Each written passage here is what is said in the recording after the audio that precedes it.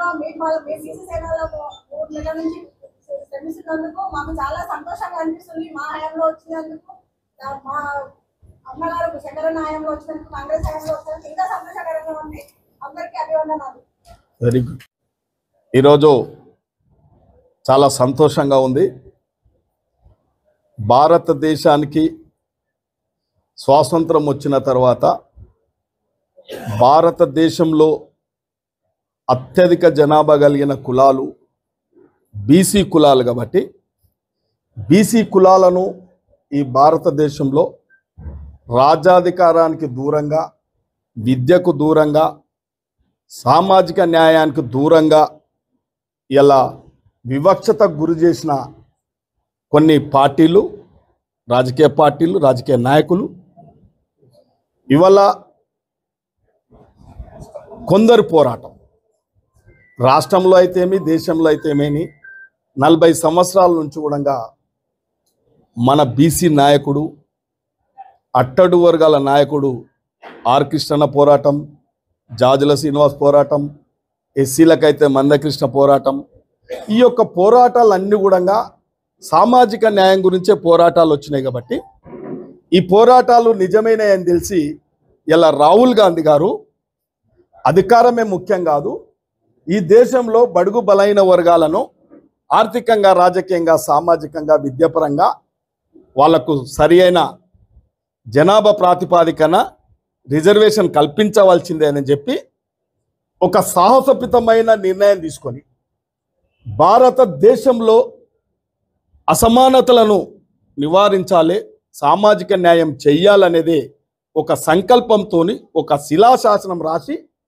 భారత్ జోడో యాత్ర చేపట్టి జితనే ఆబాది ఇతనే ఇస్తాదార్ అనేది, అంటే ఈ భారతదేశంలో ఎంత జనాభా ఉందో ఆ జనాభా ప్రాతిపదికన అన్ని ఫలాలు రాజకీయం బేషరతుగా ఇలా రాష్ట్రంలో ఒక రైతు బిడ్డ, ఒక అగ్రవర్ణాలకు సంబంధించిన సామాజిక అగ్రవర్ణాల సామాజిక వర్గానికి సంబంధించిన ముఖ్యమంత్రి అయినా ఏ ఒక్క రోజు లేట్ చేయకుండా 24 ఫిబ్రవరిలోనే కులగణన చేపట్టి అసెంబ్లీలో ఒక తీర్మానం చేసి 42% మనం బీసీలకు ఇవ్వాల్సిందే అని చెప్పి, రాజకీయంగా, విద్యాపరంగా, ఉద్యోగపరంగా బీసీలకు ఇవ్వాల్సిందే అని చెప్పి ధైర్యంగా ఒక రెడ్డి సామాజిక వర్గానికి సంబంధించిన ముఖ్యమంత్రి అయినా ఆయన బడుగు బలైన వర్గాలకు పూర్తిగా అండగా నిలబడ్డాడంటే మేమందరం బీసీలం అందరం కూడా ఎమ్మెల్యేలం కానీ, బీసీ సంఘాలు కానీ, ఆర్గనైజేషన్ కానీ, ఆర్ కృష్ణన్న కానీ ఎవరైనా కూడా రాష్ట్ర ముఖ్యమంత్రికి ధన్యవాదాలు, శుభాకాంక్షలు తెలియడం జరిగింది. అన్ని సంఘాలు కూడా ఇవాళ కొన్ని పార్టీలు కులగణనలో పాల్గొన్నోళ్ళు ఇది అవుతుందా, ఇది పోతుందా అని పొడబొబ్బలు కూడా పెట్టిన నాయకులు ఇవాళ 100 ఎలకలు మింగి తీర్థయాత్రలకు బయలుదేరినట్టు మద్యం స్కామ్లో ఇరుక్కొని బీసీ సంఘాన్ని స్లోగన్ ఎత్తుకుంటా ఉన్నారంటే ఈ ఫలాలు అందించబోతున్నాం కాబట్టి, కాంగ్రెస్ పార్టీ ఫలాలు అందించబోతుంది కాబట్టి బీసీ అంటే గ్రామ స్థాయి నుంచి కూడా బీసీ సంఘాలు ఆర్గనైజేషన్ ఎప్పుడు కూడా మా బీసీలకు న్యాయం చేయాలని నిన్నమొన్న కూడా మన సాధనలు కూడా ఎంతో పోరాటాలు చేస్తూ ఉన్నారు. చాలా చేయాలని చెప్పి కూడా అన్ని పార్టీలు ఇర్రెస్పెక్ట్ ఆఫ్ పార్టీలు కూడా కోరినాయి. పార్లమెంట్ సభ్యులు దాదాపు జంతర్ మంతర్ నాకు తెలిసి 80 మంది ఎంపీలు వచ్చి కూడా మాట్లాడడం జరిగింది. రేవంత్ రెడ్డి గారిది పిసిసి అధ్యక్షులు మీ అందరు తెలుసు, ఇలా ఉన్న పిసిసి అధ్యక్షులు ఆయన వర్కింగ్ ప్రెసిడెంట్గా ఉండి కామారెడ్డి డిక్లరేషన్ రాహుల్ గాంధీ గారు చేస్తే దాన్ని పూర్తి స్థాయిలో అమలు కావడానికి ఇలా మా పిసిసి అధ్యక్షులు ఒక బీసీ బిడ్డ, వెనుకబడిన తరగతులకు చెందిన బిడ్డ ఇవాళ కాంగ్రెస్ పార్టీ ఇచ్చిన మాటను పూర్తి స్థాయిలో అమలు చేసిందంటే వారందరూ కూడా ధన్యవాదాలు, శుభాకాంక్షలు తెలియజేస్తున్నాం. మేమెప్పుడు కాంగ్రెస్ పార్టీకి రుణపడి ఉంటామని చెప్పి ప్రతి ఒక్కరు కూడా గంట పదంగా అంటే అన్ని సంఘాలు కూడా చెప్తున్నాయి. ఆర్ కృష్ణన్న కూడా మీకు అన్ని విషయాలు తెలుసు, ఏం జరుగుతున్నది తెలుసు. ఒక పారదర్శకంగా అసెంబ్లీలో తీర్మానం చేసి కులగణన చేపట్టి దానికి 1 మెన్ కమిషన్ ఏర్పాటు చేసి లీగల్ ఆస్పెక్ట్స్ ఏమైనా ఉంటే అధిగమించి దాంట్లో రాదాంతం కాకుండా చట్టసభలో తీర్మానం చేసి దానిని కేంద్రంలో ఉన్న ప్రభుత్వానికి రాష్ట్రపతికి కూడా సిఫారసు చేయడం జరిగింది. ఒకవేళ అది సాధ్యపడకపోతేనే ఈ ఆర్డినెన్స్ ద్వారా మనం బీసీలకు న్యాయం జరగడానికి స్థానికంగా ఏ రాష్ట్రం అవసరాలను బట్టి ఆ రాష్ట్ర అవసరాలను బట్టి అక్కడ పరిస్థితులను బట్టి చేసుకోవచ్చు అనే ఒక చట్టంలో వెసులుబాటు ఉంది. కాబట్టి ఆ చట్టాన్ని వెసులుబాటు తీసుకొనే ఇలా క్యాబినెట్ తీర్మానం చేయడం జరిగింది.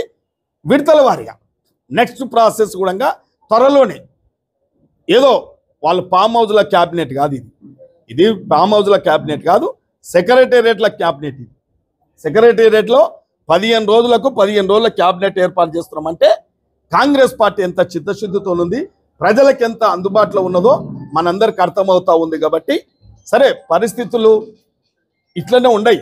రేపు రాబోయే కాలంలో మీరే చూస్తారు. ఆఖరికి ఒక అసమర్థులను అసెంబ్లీకి రాని ప్రజాధనాన్ని తన వేతన రూపకంగా తీసుకొని ప్రజలకు అందుబాటులో లేని నాయకులు అసెంబ్లీకి రామంటే కూడా లాస్ట్కు ఫామ్ హౌస్కి వస్తాం రా దరిద్రుడా, కనీసం అట్లనన్నా నువ్వు ప్రజలకు సేవ చేయని అడుగుతా కూడా దానికి కూడా స్పందన లేదు.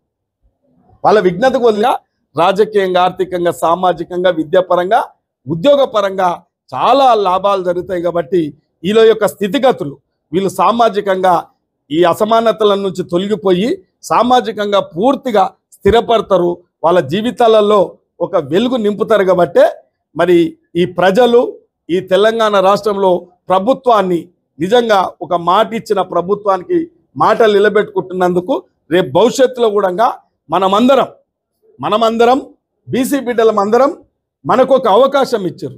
ఇది చరిత్రలో ఎవరు కూడా చెయ్యని పని, ఒక సాహసపితమైన పని చేశారు. కాబట్టి మనము రాహుల్ గాంధీ గారికి ఇలా రేవంత్ రెడ్డి గారు ఎంబడి మనం స్థిరస్థాయిగా ఉండవలసిన పరిస్థితులు వచ్చినాయి. కాబట్టి మేమందరం కూడా రాబోయే కాలంలో అది రాజకీయంగా మద్దతు ఉండొచ్చు, ఇంకో రకంగా ఉండొచ్చు, మేము తప్పకుండా ఈ యొక్క కాంగ్రెస్ పార్టీని, రాహుల్ గాంధీని పూర్తిగా మేము రుణపడి ఉంటామని చెప్పి ప్రత్యేక ముఖంగా మేము విజ్ఞప్తి చేస్తాము, విన్నవిస్తా ఉన్నాం.